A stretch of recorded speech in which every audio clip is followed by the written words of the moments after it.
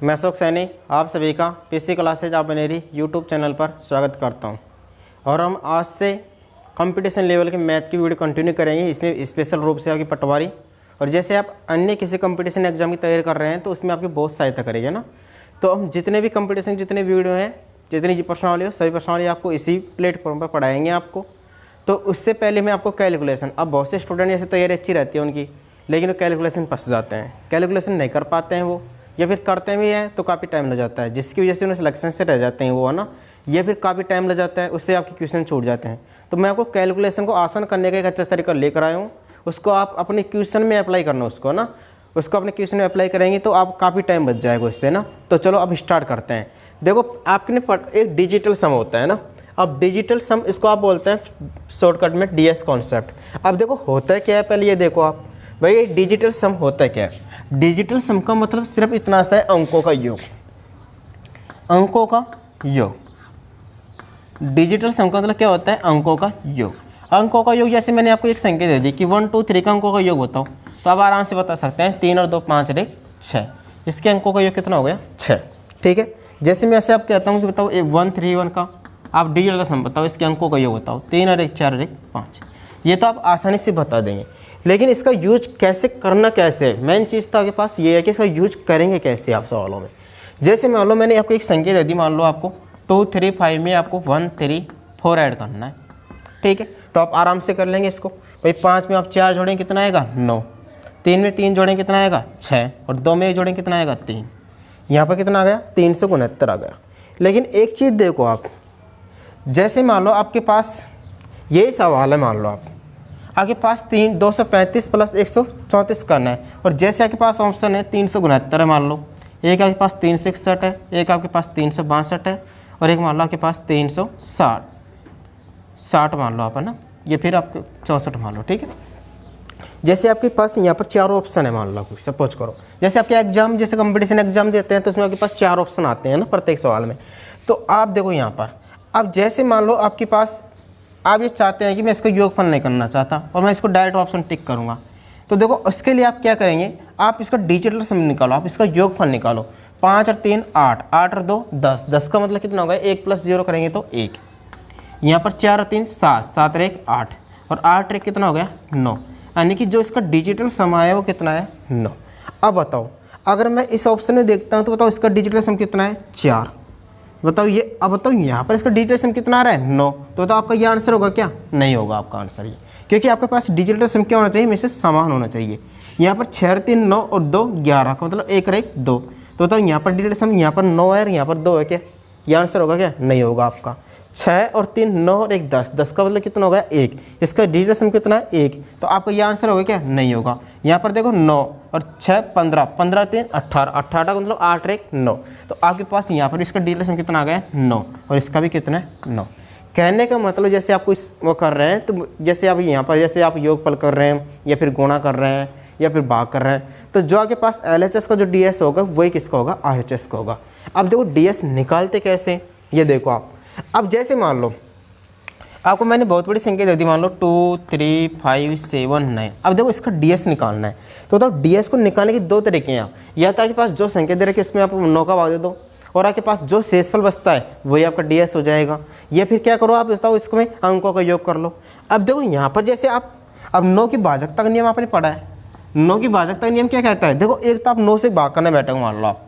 अब जैसे मान लो इसको 9 से भाग करने बैठ गए आप, तो 9 से भाग करें तो काफ़ी टाइम लग जाएगा यहाँ पर।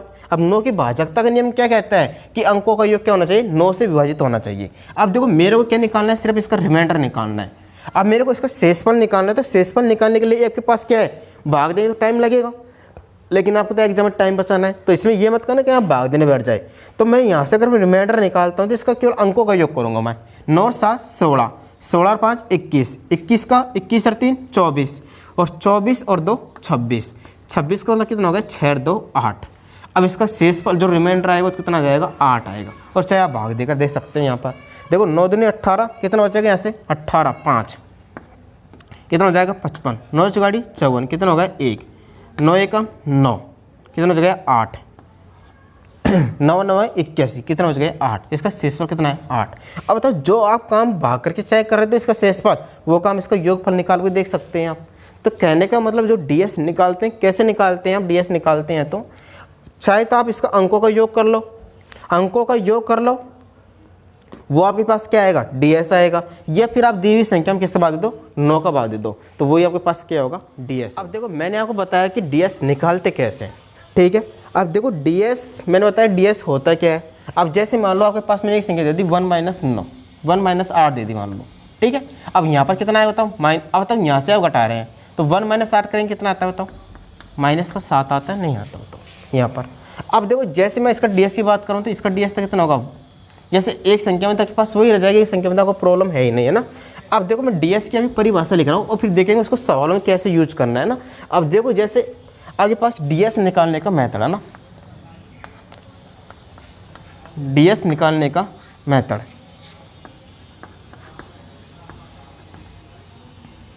ठीक है, ds निकालने का मेथड। देखो पहली चीज़ आपके पास ds निकालते कैसे हैं, आपके पास मेन चीज़ आपके पास है ds निकालते कैसे हैं। ds निकालने के लिए तो इसमें आप क्या निकालेंगे, ds निकालने के लिए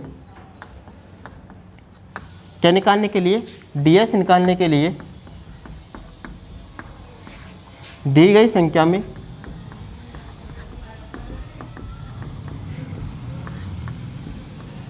ds निकालने के लिए क्या करेंगे आप, दी गई संख्या में 9 का भाग देता है, किसका भाग देते हैं, 9 का भाग देते हैं, 9 का भाग देते हैं। अब देखो आपने संख्या में क्या किया, ds निकालने के लिए 9 का भाग दे दिया। अब जैसे आपके पास दो कंडीशन हो सकती है वहाँ पर, जैसे हो सकता है कि भाग पूरा पूरा चला जाए और एक दूसरी कंडीशन क्या होगी कि भाग पूरा पूरा नहीं जाए। अब देखो मैं यहाँ पर कौन सी केस के ले रहा हूँ, ds निकालने के लिए दी गई संख्या में 9 का भाग देते हैं और जो शेषफल बचता है, और जो क्या बच रहा है आपके पास, शेषफल बचता है, और जो शेषफल बचता है यानी कि आपके पास जो रिमाइंडर बचा, जो शेषफल बचा वही क्या है आपके पास, वही ds, वही ds है, ठीक है। आप क्या करेंगे कि आपके पास ds निकालने के लिए दी गई संख्या में क्या करेंगे, आप 9 का भाग देंगे, दी गई संख्या में आप क्या करेंगे, 9 का भाग देंगे और जो रिमाइंडर बचेगा वो आपके पास क्या होगा, ds होगा, ठीक है। अब जैसे मान लो, अब दूसरा केस आपके पास क्या हो सकता है कि आपके पास जैसे रिमाइंडर बच गया। अब जैसे मान लो यदि आपके पास भाग पूरा पूरा चला जाए, यदि मान लो कोई केस है, मान लो 9 से में आप 9 का भाग दे रहे हैं मान लो, अब देखो इस केस में भाग पूरा पूरा चला जाएगा तो शेषफल बचेगा क्या, नहीं बचेगा।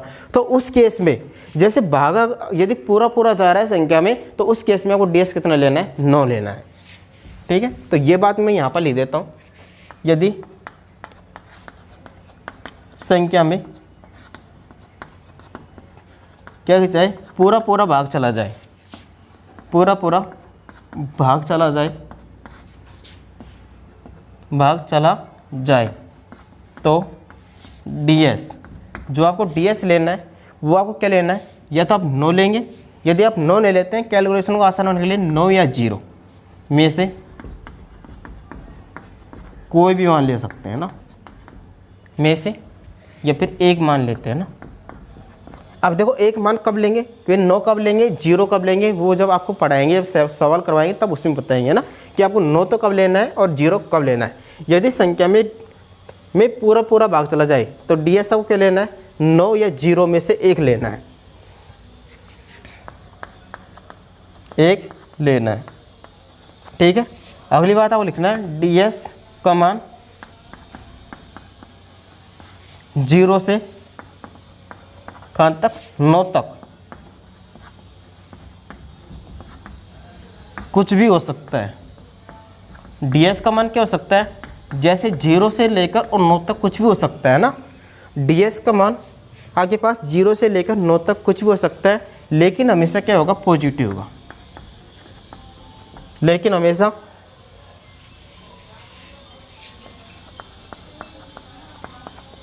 हमेशा कैसे होगा, धनात्मक होगा। ds का मान 0 से 9 तक कुछ भी हो सकता है, लेकिन क्या होगा, हमेशा धनात्मक होगा। यानी कि अब देखो यदि संख्या में भाग आपके पास 0 और 9 का मतलब एक ही होगा, ds से आप 0 लो या 9 लो, बात एक ही है ना। अब देखो 0 और 9 कब लेंगे, यदि आपके पास कैसा हो, जैसे आपके पास ऐड का या फिर जैसे आगे प्लस या माइनस का केस हो, प्लस या माइनस का केस हो, उसमें आप ds क्या लेंगे, जैसे माइनस प्लस और माइनस केस में आप 0 ले लेंगे ना, और अदरवाइज आप क्या लेंगे, नो लेंगे ना। हमने आपको बताया कि ds निकालते कैसे हैं, ये मेथड आपको बता दिया। अब देखो आपको थोड़ी देर पहले बताया था कि प्लस माइनस के केस में ds को आपको क्या लेना है, 0 प्लस यदि आपके पास किसका केस हो, ये प्लस का या फिर माइनस का है, तो उसके केस में आपको ds जो 9 भी ले सकते हैं या फिर 0 भी ले सकते हैं। आपको ये बात ध्यान रखनी है, ठीक है। जैसे मान लो आपको 3 6 माइनस जैसे 2 1 करना है आपको, ठीक है।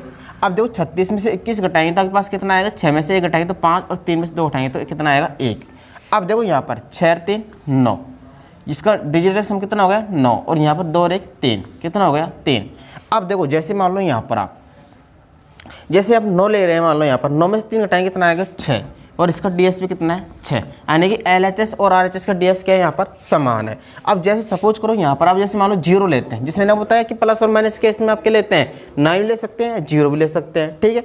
अब जैसे मान लो यहाँ पर 0 है, 0 लेते हैं तो 0 में से -3 करेंगे कितना आएगा, -3, तो फिर लास्ट में यहाँ पर आप क्या कर देंगे, 9 ऐड कर देंगे, कितना आएगा यहाँ से 6, ठीक है। सपोज करो अगर यहाँ पर प्लस होता तो यहाँ पर आपके पास क्या आता होता, 36 प्लस 21 करेंगे कितना आएगा, यहाँ पर आपके पास 6 में 1 जोड़ेंगे कितना आएगा, 7, और 3 में 2 जोड़ेंगे कितना आएगा, 5, 57, ठीक है।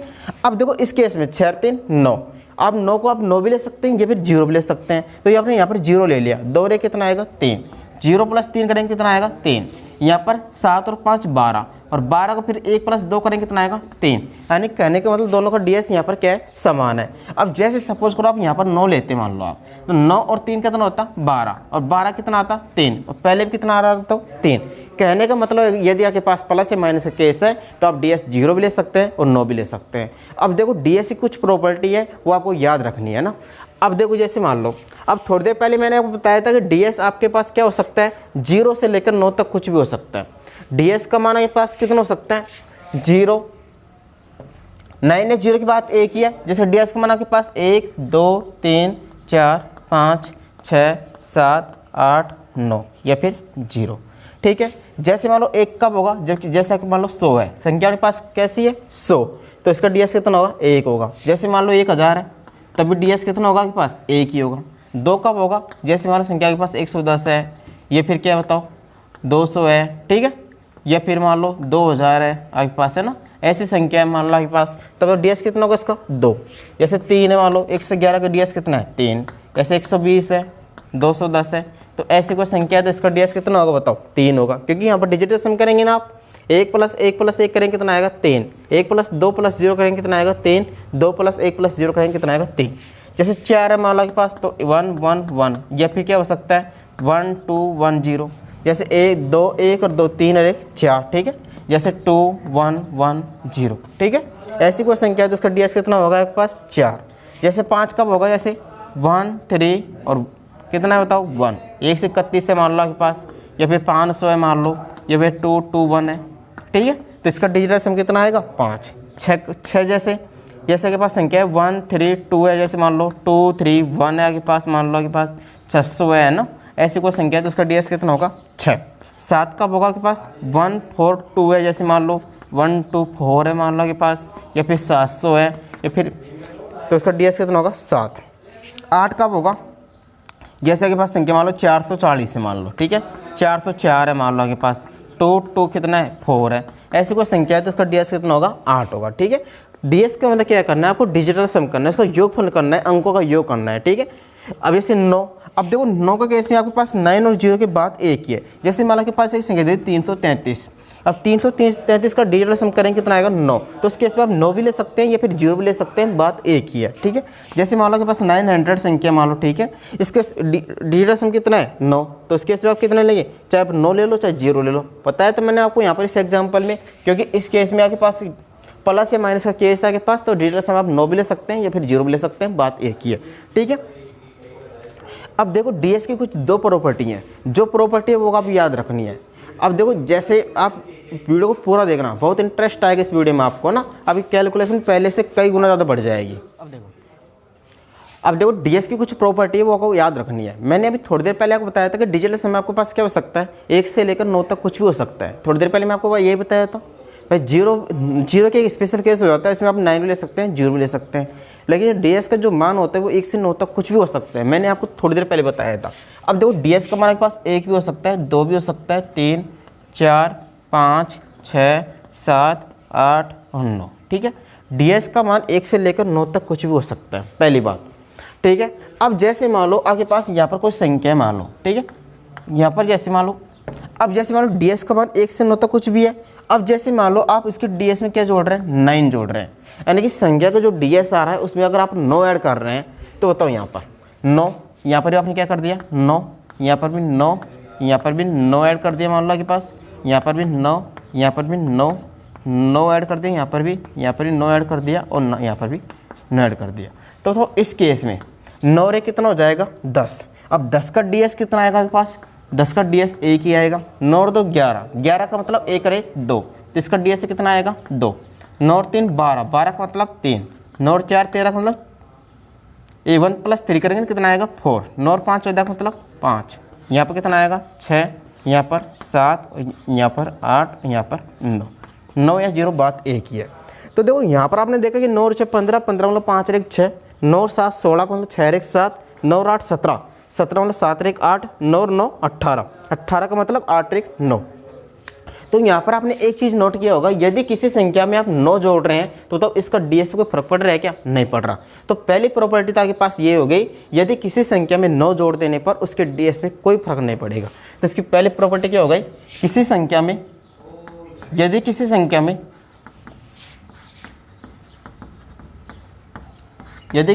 में 9 जोड़ दिया जाए, यदि किसी संख्या में 9 जोड़ दिया जाए तो DS पर कोई प्रभाव, कोई फर्क नहीं पड़ता है। यदि आप किसी संख्या में 9 जोड़ रहे हैं तो इसके DS पर कोई फर्क नहीं पड़ता है। आपको पहली प्रॉपर्टी ये ध्यान रखनी है, ठीक है। अब दूसरी प्रॉपर्टी देखो, जैसे मैंने यहाँ पर गुणा किया था, सपोज करो मान लो यदि मैं प्लस किया था, यदि मैं यहाँ पर गुणा कर देता हूँ मान लो,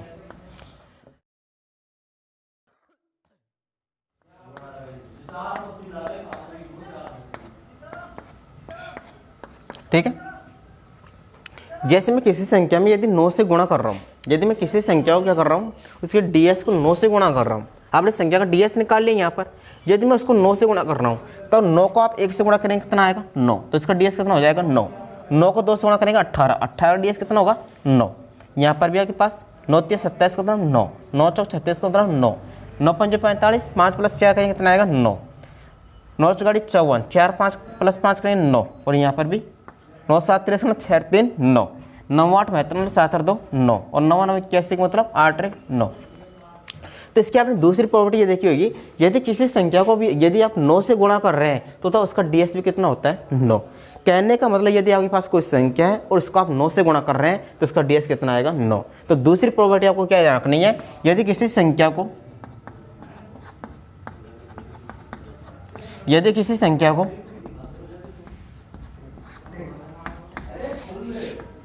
9 से गुणा कर दिया जाए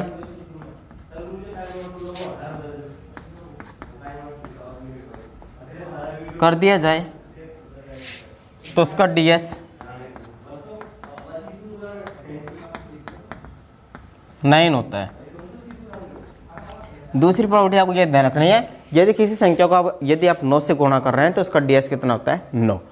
अब देखो जो क्वेश्चन आते हैं, जैसे आप कोई कंपटीशन एग्जाम दे रहे हैं मान लो, ठीक है, तो वहाँ पर आपको टाइम बचाना होता है। ये तो नहीं कि आपको पूरा करके दिखाना उसको, वहाँ पर आपको टाइम बचाना है। तो वो यहाँ पर ये DS कॉन्सेप्ट आके वहाँ पर कैसे मदद करेगा। जैसे पिछले जो सवाल आए हैं SSC में या फिर बैंक में या फिर रेलवे में, जैसे वो सवाल देखते हैं ना, उनमें आपको प्रॉपर्टी कैसे यूज करनी है। अब देखो जो एग्जाम में आपके पास जो ऑप्शन आते हैं वो 4 ऑप्शन आते हैं, ठीक है। अब देखो वहाँ पर आंसर आपके पास ऑप्शन 2 प्रकार के हो सकते हैं, एक तो आपके मान लो एक्यूरेट आंसर हो और एक आपके पास क्या हो लगभग आंसर हो। तो आपके पास आंसर 2 हो सकते हैं आपके पास, जो आपके क्वेश्चन के आंसर होंगे वो आपके पास कितने होंगे 2 होंगे। हो सकता है कि आपका आंसर क्या होता हो, जैसे करेक्ट वो क्या हो, जैसे एक तो आपके पास लगभग में वो मान लो अप्रोक्सीमेट हो, और एक आपके पास क्या होता हो इसका फिक्स आंसर हो ना, जैसे मान लो इसका फिक्स आंसर है, ठीक है, जैसे इसका लगभग वैल्यू नहीं है, उसकी फिक्स वैल्यू है, ठीक है। तो बताओ जब आपके पास क्या यदि आपके पास अप्रोक्सीमेट आंसर है तब आपके पास DS आपको नहीं लगाना है। यदि आपके पास आंसर किस में आ रहे हैं, लगभग में आ रहे हैं, तब तक आपको क्या नहीं लगाना है, DS नहीं लगाना है। और जैसे आपका एक्यूरेट आंसर आ रहा है, एक्यूरेट है ना, यदि आपका आंसर क्या आ रहा है, एक्यूरेट आ रहा है, तब आपको क्या लगाना है, DS लगाना है। कहने का मतलब अप्रोक्सीमेट के आंसर में DS आपका काम नहीं करेगा। यदि आपका आंसर क्या है, एक्यूरेट है, तब आपका DS काम करेगा। ये बात ध्यान रखना। कहीं आपके पास अप्रोक्सीमेट आंसर आ रहा है, आप DS लगा रहे हैं, आपको ऐसा नहीं करना है। अब देखो, अब देखते हैं सवालों के में इसको कैसे यूज करना है। जैसे SSC में आए हुए सवालों में देखते हैं ना, जैसे आपके पास देखो कोई से भी एग्जाम दो आप, चाहे बैंक का दो, चाहे रेलवे का दो, या फिर SSC का दो, तो वहाँ पर सरलीकरण के सवाल जरूर आते हैं। और सरलीकरण के सवालों की संख्या होती है 2 से 3 होती है। अब बहुत से स्टूडेंट उससे फंस जाते हैं, नहीं कर पाते हैं, या फिर टाइम ले लेते हैं वो सवाल। तो बहुत से स्टूडेंट ये प्रॉब्लम आती है, उनका सिलेक्शन नहीं हो पाता है। तो उनके लिए विधि रामबाण विधि है। इसको आप अब देखना, इसको सवाल में कैसे यूज करेंगे, कैसे इसका फास्ट आंसर निकालेंगे, वो देखना अब आप, है ना। अब देखो इसका पहला सवाल, ये क्वेश्चन किसी एग्जाम में आया हुआ है, या तो बैंक में आया हुआ है, या फिर रेलवे में, या फिर SSC, किसी न किसी एग्जाम में आया है, और आपको इसको गुणा करना है, ठीक है। अब जैसे यहाँ पर फिर जैसे मान लो संख्या 2 अंकों की है, अब जैसे एग्जाम में हो सकता है संख्या 3 अंकों की आ जाए, 4 अंकों की आ जाए। तो देखो यहाँ पर आपके पास, अब मेरे को एक चीज़ बताओ, जैसे आप 58 को 96 से गुणा करेंगे, फिर उसको 62 से गुणा करेंगे, ठीक है। तो यहाँ पर आप कितना टाइम लगाएंगे, मतलब गुणा करने में काफ़ी टाइम लग जाएगा। इसके बाद में देखो यहाँ पर लास्ट डिजिट, यहाँ पर 6 6 6 और 6, यहाँ पर आप लास्ट डिजिट से चेक नहीं कर सकते। हो सकता है सिर्फ आपके लास्ट डिजिट को गुणा करते, लेकिन यार लास्ट डिजिट से चेक नहीं कर सकते, क्योंकि लास्ट डिजिट सब में क्या है, सेम है। तो इसको सवाल कैसे फास्ट करेंगे आप देखो। आप बताओ, इसका DS निकालेंगे 58 का, कितना आएगा, 8 और 5 13, 13 का मतलब 3 और 1 4, इसका DS कितना आ गया, 4। 9 और 6 का DS निकालेंगे, कितना आएगा इसका, 6, और यहाँ 6 और 2 को निकालेंगे, कितना आएगा, 8। ये काम करने के बाद में 8 को 6 से गुणा करेंगे, कितना आएगा, 48। 48 का मतलब कितना हो गया, 8 और 4 12, 12 का मतलब कितना हो गया, 3। अब 3 को 4 से गुणा करेंगे, कितना आएगा, फिर से 12, 12 का मतलब कितना होगा, 3। कहने का मतलब जो इस संख्या का DS आया वह के पास कितना है, 3 आया। अब बताओ 3 कौन से ऑप्शन में, ये देखो आप यहाँ पर कहेंगे, देखो 6 और 4 10, 10 और 2 12, 12 और 5 17, 17 और 4 21, 21 और 3 24, 24 का मतलब कितना होगा, 4 और 2 6, इसका DS 6, तो ये ऑप्शन आपका नहीं हो सकता। 6 और 2 8, 8 और 2 10, 10 और 5 15, 15 और 4 19, 19 और 3 22, 22 का मतलब DS कितना हो गया, 4, इसका ये आपका आंसर नहीं हो सकता। यहाँ पर देखो आप 4 3 7 और 2 9, 5 और 6 करेंगे 11, 11 और 1 12, 12 का मतलब DS कितना होगा इसका, 3। तो आपके पास आंसर आपका ये हो जाएगा। चाहे आप कैलकुलेटर लगा देख सकते हैं, आपका आंसर ये आएगा। अब देखो इसके और क्वेश्चन बताते हैं आपको, चलो उसमें बीच में भाग जाओ। अब देखो इसका अगला सवाल, अब देखो यहाँ पर आपको गुणा करना है ना। अब एग्जाम में देखो जैसे आपके पास सवाल आता है तो आपको गुणा करने की बताओ, वो कहता है कि आपसे गुणा करो, इसका नहीं कहता। आपके पास 4 ऑप्शन है ना, ये सवाल आपको गुणा करना है और आपके पास ये 4 ऑप्शन है। तो बताओ एक स्टूडेंट तो क्या करेगा, इसको पूरे का गुणा करेगा, फिर इसके बाद में वो आंसर चेक करेगा कौन सा आ रहा है, ठीक है। अब बताओ जैसे आप इसको गुणा करते हैं तो आपको इसमें 2 से 3 मिनट लगती है, नहीं लगती। अब बताओ करने वाला इसको 2-3 मिनट में करेगा, करने वाला हो सकता है इसको 40 सेकंड में कर दे। तो बताओ ये 40 सेकंड में करेगा, वो आपसे आगे जाएगा नहीं जाएगा, और आप पीछे रह जाएंगे और आप सिलेक्शन से बाहर हो जाएंगे। तो देखो आप इसको कैसे कर सकते हैं फास्ट। देखो यहाँ से आप एक बार देखो, जैसे मैं इसका DS निकालता हूँ तो बताओ, जैसे मैं इसका देखता हूँ इसका DS कितना आएगा, 1। यहाँ पर देखता हूँ 4 और 5 9 और 9 9 18, 18 का मतलब 8 और 1 9। अब बताओ ये संख्या भी गुणा होगी यहाँ पर। तो कहने का मतलब अभी देखो थोड़ी देर पहले मैंने आपको प्रॉपर्टी बताई थी, यदि किसी संख्या को आप 9 से गुणा कर रहे हैं तो इसका DS कितना आता है, 9। कहने का यदि मैं बात करता हूँ इस संख्या की तो इसका DS कितना आएगा, 9। इसका DS कितना आएगा, 9। अब देखो 9 किस में आ रहा है बताओ। अब देखो इसमें देखेंगे आप 9 6 और 3 9, 6 और 3 9, और 5 और 4 कितना आ रहा है, 9, यानी कि इसका DS कितना आ रहा है, 9। तो ये आपका क्या हो गया, आंसर हो गया। अब देखो यहाँ पर आप चेक करेंगे, मान लो आप 9 6 और 3 9, यहाँ पर आप देखते हैं 6 और 4 10, 10 और 4 14, 14 और 5 कितना हो गया, 19, 19 का मतलब कितना हो गया, 9 और 1 10, 10 का मतलब 1। तो ये आपका आंसर नहीं हो सकता।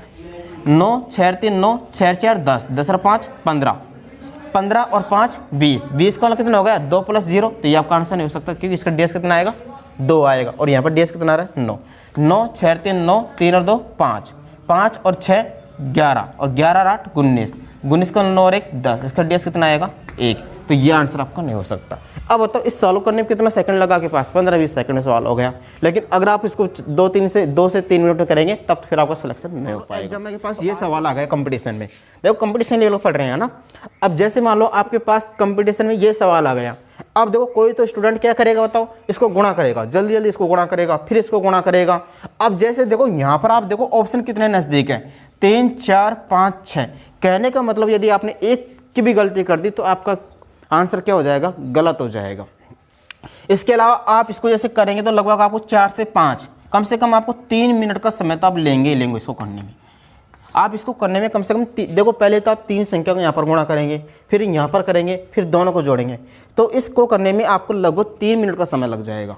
और 3 मिनट का समय लग जाएगा तो इसका मतलब आप कितने स्टूडेंट से, आप कम से लगभग हज़ार स्टूडेंटों से पीछे रह जाएंगे और आपके सिलेक्शन से बाहर हो जाएंगे आप। तो देखो यहाँ पर इसको आसान करने के लिए क्या है आपके पास, आप देखो इसका आप क्या निकालेंगे, डीएस निकालेंगे। डीएस निकालने के लिए क्या करते हैं बताओ, आप यहाँ पर इसका डिजिटल सम करेंगे आप। तो यहाँ पर कितना आएगा, 8 और 4 12 और 7 19, 19 और 6 25, 25 आएगा यहाँ पर। 25 का मतलब कितना हो जाएगा, 5 और 2 7। यहाँ पर कितना आ गया, 7। यहाँ पर करेंगे आप, यहाँ पर कितना आएगा, देखो यहाँ से आप देखो 786 निकाल रहे हैं आप। देखो एक तरीका तुम्हारे पास क्या है कि आप इसका सम ऑफ डिजिट कर लो, और फिर क्या कर, ये फिर दूसरा तरीका क्या है, 9 का भाग दे दो। ये फिर क्या करेंगे, देखो यहाँ से 8, अब जैसे एक यहाँ से लेंगे, ये इतना हो जाएगा 9, यहाँ पर कितना बच जाएगा 5, और 7 और 5 कितना होगा 12, 12 का मतलब कितना आएगा 3। इसका डीएस कितना आएगा 3। देखो मैं बताना क्या चाहता हूँ, देखो जहाँ पर आपके पास 9 हो जाता है, जैसे मान लो आपके पास एक संख्या दे दी 2 3 9 9 4, तो देखो जैसे आप इसका डीएस निकालना तो आप 9 को हटा सकते हैं, आप यहाँ से 9 को हटा देंगे, 4 और 3 7 और 2 कितना आ जाएगा 9। अगर आप 9 को लेते भी हैं तब भी आपका डीएस वही आएगा, तो आप यहाँ से 9 को हटा सकते हैं। तो मैंने यहाँ पर यही किया है, यहाँ से 8, यहाँ पर कितना है 6, तो एक यहाँ से लेंगे कितना हो जाएगा 9। अब ये तो 9 तो ये तो कैंसिल हो जाएगा, 5 और 7 12, 12 मतलब कितना आ गया 2 और 1 3, प्लस इसका भी डीएस, क्योंकि दोनों संख्या समान है, इसका डीएस कितना आएगा 7। यहाँ से 4 और 2 6 और 1 7, 7 7 49। यहाँ पर इसका कितना आ रहा है 7, और इसका कितना आ रहा है 7। अब देखो 7 से 21 करेंगे, प्लस 7 7 49, 2 और 1 3, इसका डीएस कितना आ गया 3, 9 और 4 13, 13 का मतलब कितना आ गया 13, 13 का मतलब 3 और 1 4, और 4 प्लस 3 करेंगे कितना आएगा 7। कहने का मतलब इस संख्या का डीएस कितना आपके पास 7। अब देखो यहाँ पर आप ऑप्शन में देखो कि किसका डिजिटल सम 7 आ रहा है, वही आपका आंसर हो जाएगा। देखो यहाँ पर 7 और 6 13, 13 और 8 13 और 8 21, 21 और 3 24, 24 का मतलब कितना आएगा 4 और 2 6, यानी कि ये ऑप्शन कैंसिल। अब देखो यहाँ पर एक अंक बढ़ गया ना, 4 हो गया। अब यहाँ पर कितना आ रहा था 24, तो यहाँ पर कितना आएगा आपके पास योगफल 25, 25 मतलब 5 और 2 7, इसका डिजिटल सम कितना आ रहा है 7, तो यही ऑप्शन हो जाएगा। यहाँ पर कितना आएगा 8, ये ऑप्शन कैंसिल, 9 आएगा तो ये ऑप्शन कैंसिल, आपका आंसर ये हो जाएगा। उम्मीद करता हूँ ये आपके समझ में आया होगा, नहीं आता है तो वीडियो को बार बार देखना, आपकी कैलकुलेशन इतनी फास्ट हो जाएगी। आप जैसे कोई क्वेश्चन है जैसे कैलकुलेशन वाला होगा, इसको आप बहुत फास्ट कर सकते हैं। अब देखो इसका अगला क्वेश्चन, अब देखो जैसे अगला क्वेश्चन करना है आप, जैसे आपको इसको गुणा करना है, तो आप देखो यहाँ पर कैसे करेंगे बताओ। यदि आपके पास फर्स्ट टाइम सोचेंगे आप मान लो इसको, तो पहले तो आप इसको गुणा करेंगे, फिर इसको गुणा करेंगे और दोनों को आप घटाएंगे, ठीक है। एक तरीका तुम्हारे पास ये है, या फिर कोई स्टूडेंट थोड़ा सा आपको जैसे फॉर्मूले वगैरह आते हैं, तो कोई स्टूडेंट इससे क्या करेगा, यहाँ से इसको कॉमन लेगा मान लो आप, ठीक है। और 974 में से आप क्या घटाएंगे 874 घटाएंगे आप, है ना। तो आपके पास क्या है फिर 00 आ जाएंगे ना। तो एक तरीका तुम्हारे पास ये इसको करने का। अब देखो इसको जैसे डीएस से कैसे कर सकते हैं वो देखो आप, यहाँ पर देखो 8 और 7 15, 15 और 6 21, 21 8 7 15 और 6 21, 21 और 5 26, 26 का मतलब कितना होगा 6 और 2 8, इसका डीएस कितना हो गया 8, 9 तो कैंसिल हो जाएगा, 7 और 4 11, 11 का मतलब 1 और 1 2, माइनस इसका कितना हो जाएगा 8 इंटू इसका देखो 8 और 7 15, 15 और 4 19, 19 का मतलब कितना होगा 9 और 1 10, 10 का मतलब 1, इसका 1 हो जाएगा। 8 और 8 16, 16 का मतलब 6 और 1 7 और माइनस का 8, 7 माइनस 8 करेंगे माइनस का 1, लेकिन आपको मैंने डीएस पढ़ाया था, डीएस कभी नेगेटिव नहीं होता है, तो यहाँ पर क्या करेंगे प्लस का 9 ऐड कर देंगे। 9 में 9 माइनस का 1 प्लस का 9 करेंगे कितना आएगा 8। अब देखो किसका डीएस 8 है, तो यहाँ पर देखो आप, तो देखो यहाँ पर फर्स्ट ऑप्शन देखेंगे 8 और 7 15, 15 और 6 21, 21 और 5 21 और 5 26, 26 को कितना होगा 6 और 2 8, इसका डीएस कितना आ रहा है 8, इसका कितना आएगा 9, इसका 1 आ जाएगा, इसका कितना आएगा 2। लेकिन आपके जो क्वेश्चन का ds कितना आ रहा है बताओ 8। तो आपके पास कौन सा आंसर हो जाएगा, ये कैंसिल, ये कैंसिल और ये कैंसिल।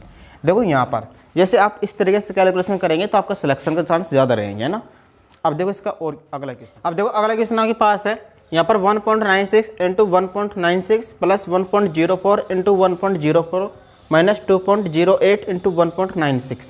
अब देखो इसको गुणा करना है। अब देखो जैसे इसको आप नॉर्मल तरीके से गुणा करते हैं तो देखो यहाँ पर आप काफ़ी टाइम लगा देंगे और टाइम लग जाएगा तो आप सिलेक्शन से बाहर हो जाएंगे। यदि आपको सिलेक्शन लेना है तो आपको टाइम की बचत करनी है। और टाइम की बचत कैसे करेंगे, जब आप डिजिटल सम करना सीख जाएंगे, इसका ds कॉन्सेप्ट सीख जाएंगे आप।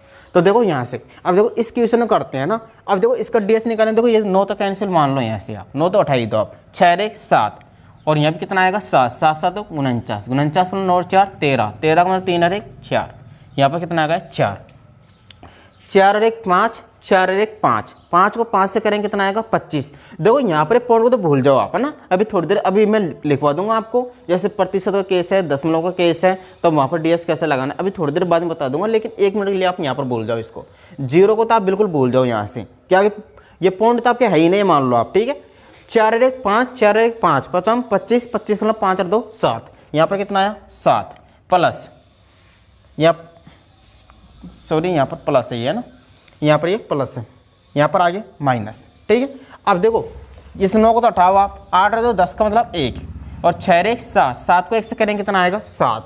अब देखो यहाँ से प्लस का 7 से माइनस का 7 कैंसिल हो जाएगा, कितना हो जाएगा 4। जिसका डिजिटल सम 4 है वही आपके पास क्या हो जाएगा, आंसर हो जाएगा। यहाँ पर देखो आप 7 और 4 11 11 और 6 17 11 और 6 17 और 17 7 24 24 मतलब 4 और 2 6, यानी कि ये ऑप्शन आपका कैंसिल। यहाँ पर देखो 8 और 4 12 12 और 6 18 18 और 4 22 22 का मतलब कितना होगा 2 और 2 4। यहाँ पर डिजिटल सम आपके पास कितना आ रहा है 4 और क्वेश्चन का डिजिटल सम कितना है 4। तो ये ऑप्शन क्या हो जाएगा राइट, यही आपका आंसर हो जाएगा। देखो इस प्रकार कैलकुलेशन करेंगे तो आपको टाइम भी बचेगा और आपके सिलेक्शन के चांस ज़्यादा बढ़ जाएंगे। अब देखो आगे चलते हैं इसमें। विष्णु एक बार बंद करेगा।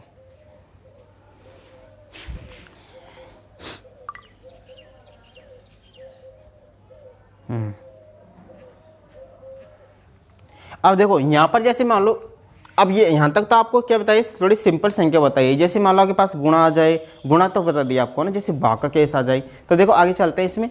अब देखो इसमें एक बात ध्यान रखना, जैसे आपसे पूछता है कि 25% पूछ लो, ठीक है। जैसे आपसे पूछता है कि 25% का ds निकालो, तो 25% कितना हो गया 25/100। देखो ऊपर डिजिटल सम कितने करेंगे 5 और 2 7 और नीचे कितना है 1, 7 में 1 का बाद कितना आएगा 7, इसका डिजिटल सम कितना आएगा 7, ठीक है।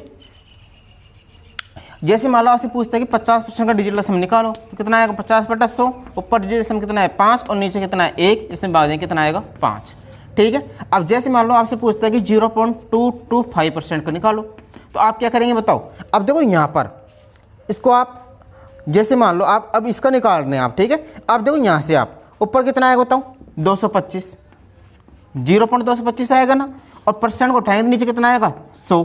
अब देखो यहाँ से जैसे मतलब पॉइंट को उठाते हैं तो नीचे 3 जीरो और आएंगे, तो ऊपर कितना हो गया 5 और 2 7 और 2 9 और नीचे कितना हो जाएगा डिजिटल सम इसका 1 और भाग देंगे कितना आएगा 9। कहने का मतलब क्या होगा, यहाँ पर प्रतिशत और दशमलव के केस में ds पर कोई फर्क नहीं पड़ता है। तो इसमें आप नोट डालकर लिख लेना, इसमें आप नोट डालकर लिख लेना प्रतिशत तथा दशमलव के केस में ds पर कोई फर्क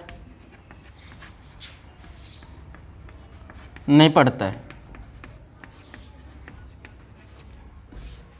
जैसे आपके पास प्रतिशत का केस हो और दशमलव केस हो तो इसमें डिजिटल सम पर कोई फर्क नहीं पड़ता है, ये आपको ध्यान रखना है ना। अब देखो कितने कठिन क्वेश्चन जो आपके पास विभिन्न एग्जाम में जैसे एसएससी बैंक के रेलवे में आए हुए हैं, अब उनको देखते हैं।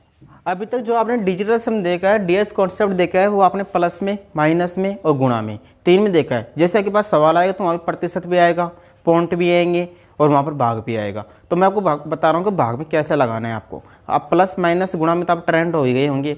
अब देखो भागफल कैसे निकालना है आपको। अब देखो जैसे आप किसी संख्या को भाग दे रहे हैं, x अपन y कर रहे हैं मान लो आप, ठीक है। तो नीचे हर में आपके पास क्या क्या आ सकता है बताओ, इसका सम आपके पास, मैं सम की बात कर रहा हूँ ओनली, है ना। सम आपके पास 1 आ सकता है, 2 भी आ सकता है नीचे आपके पास, 3 आ सकता है, 4 आ सकता है आपके नीचे पास, 5 आ सकता है, 6, 7, 8 और ये 9। अब मतलब नीचे जैसे मान लो किसी संख्या में भाग दे रहे हैं, जैसे मान लो 784 में आपको 832 का भाग देना है, तो देखो यहाँ पर आप 8 और 3 11 2 13, 13 मतलब 3 और 1 4। कहने का मतलब जो नीचे आपके पास जो डिजिटल सम होगा वो इन्हीं अंकों में से एक होगा, ठीक है। इसके अलावा आपके पास कोई अन्य का अंक नहीं आ सकता। तो देखो यहाँ पर जैसे 1 आ रहा है तब तो आपको कोई प्रॉब्लम ही नहीं है, लेकिन 2 आ रहा है तो ऊपर नीचे किससे गुणा कर देंगे, 5 से गुणा कर देंगे आप। ऊपर नीचे किससे गुणा कर देंगे, 5 से। 4 आ रहा है तो ऊपर नीचे किससे गुणा कर देंगे, 7 से। आपको कहने का मतलब जो नीचे जो डिजिटल सम बनाना है आपको 1 बनाने की कोशिश करना। आप नीचे जो डिजिटल सम बनाएंगे वो कितना बनाना है आपको, 1 बनाना है। 6 आ रहा है तो किससे करेंगे बताओ, 5 आ रहा है तो ऊपर नीचे किससे कर देंगे, 2 से। 7 आ रहा है तो किससे कर देंगे, 4 से। 8 आ रहा है तो 8 से, ठीक है। अब देखो यहाँ से और 1 आ रहा है तब तो कोई दिक्कत है ही नहीं। यदि आपके पास नीचे हर में 3, 6 और 9, यदि आपके पास हर में क्या आ रहा है, 3 आ रहा है, 6 आ रहा है या फिर 9 आ रहा है, तो उस केस में आपके पास DS नहीं लगेगा। क्यों नहीं लगेगा उसको मैं बताता हूँ। जैसे मान लो आपके पास मान लो एक संख्या है, मान लो 13, और 13 में जैसे आप 3 का भाग दे रहे हैं तो 3 चक्कू 12, फिर पॉइंट आ जाएगी ऐसे 3 3। कहने का मतलब जो आंसर आपका चला जाएगा वो लगभग में चला जाएगा, इसलिए आपके पास DS काम नहीं करेगा यहाँ पर। क्योंकि मैंने आपको शुरुआत में बता दिया था डिजिटल सम कहाँ पर लगता है, जब आपके पास आंसर क्या हो, बिल्कुल करेक्ट, बिल्कुल एक्यूरेट आंसर हो, तब आपके पास डिजिटल सम काम करेगा, अदरवाइज नहीं करेगा। 3, 6 केस के 9 में प्रॉब्लम क्या है, आपके पास जो कैलकुलेशन आएगी पॉइंटों में आ जाएगी। जैसे अब यहाँ पर जैसे क्या आएगा बताओ, पॉइंटों में चलती रहेगी कैलकुलेशन। यहाँ पर भाई जैसे 3 का भाग दे रहे हैं आप तो पॉइंट 3 3 3 3 ऐसे चलती रहेगी ना, ऐसा दशमलव चलती रहेगी। तो यहाँ पर डिजिटल सम काम नहीं करेगा, और जैसे पूरा आंसर आएगा तब आपके पास काम करेगा। अब देखो नीचे आपके पास जैसे मान लो 2 आ रहा है तो ऊपर नीचे किससे गुणा कर देंगे, 5 से। क्यों कर रहे हैं, देखो 5 दूना 10, नीचे डिजिटल सम कितना हो जाएगा, 1 हो जाएगा।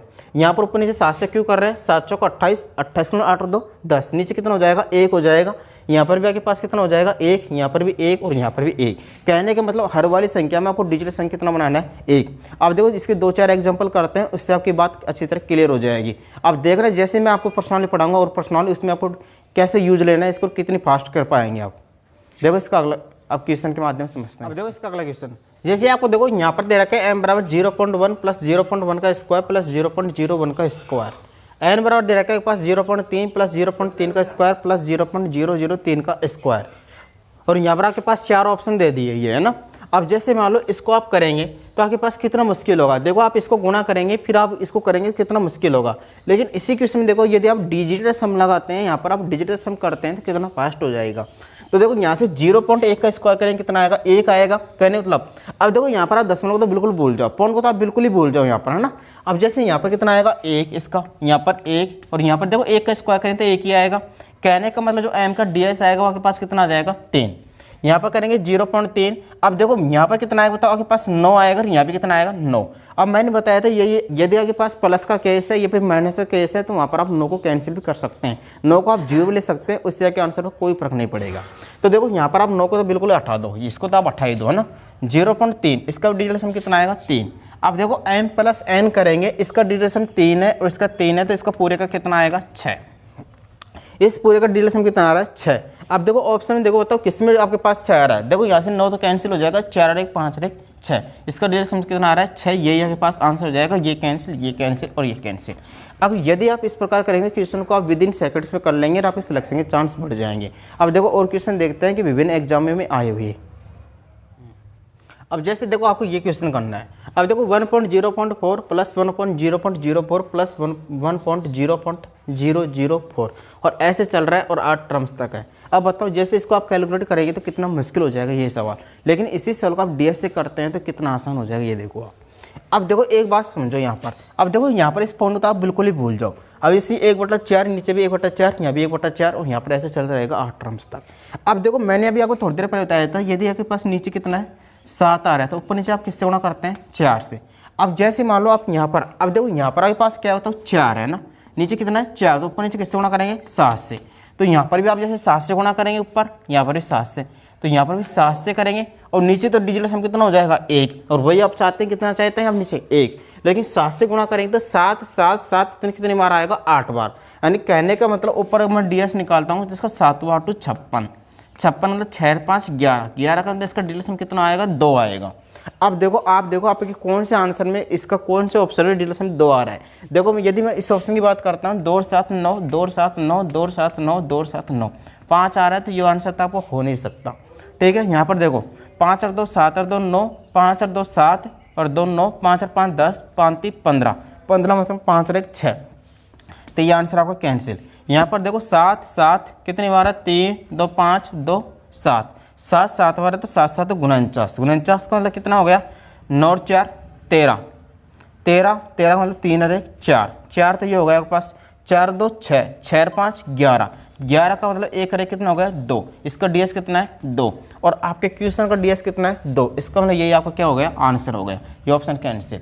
तो देखो यहाँ पर आपने देखा होगा डिलेशन को कितना फास्ट कर पाते हैं। अब जैसे आपको पर्सनली पढ़ाएंगे, आपको जैसे मतलब प्रॉफिट लॉस है, टाइम एंड वगैरह क्या है, या फिर एवरेज है, कोई सी पर्सनली पढ़ाएंगे तो उनके सवालों में हम इसी तरह को यूज करेंगे जिससे आपकी चीज़ें ज़्यादा क्लियर होंगी। तो आज के लिए इतना ही काफ़ी है, अब मिलते हैं नेक्स्ट क्लास में।